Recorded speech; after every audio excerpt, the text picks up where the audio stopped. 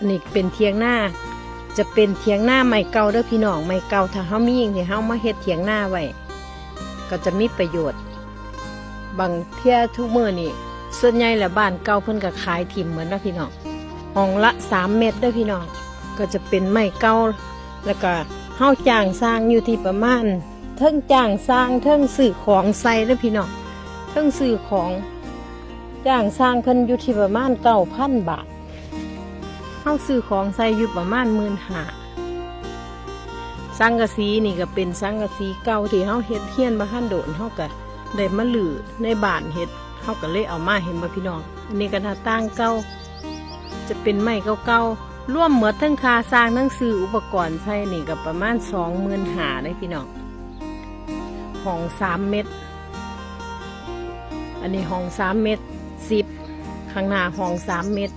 เสาก็เป็นเสาเก่าแต่ว่าเฮาเอาปูนมาโอบไว้จังซี่พี่น้องนี่เป็นตะยู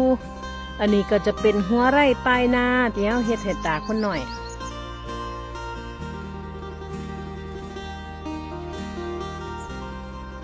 ตรงนี้ก็ว่าจะเฮ็ดขั้วให้เพิ่นข้างล่างก็เป็นตะยูที่พี่น้องแต่ว่าข้างล่างเฮาก็จะใส่ปูนเห็นบ่แผ่นปูนเฮาบ่ต้องย่านปวกกินเด้อพี่น้องนี่แหละ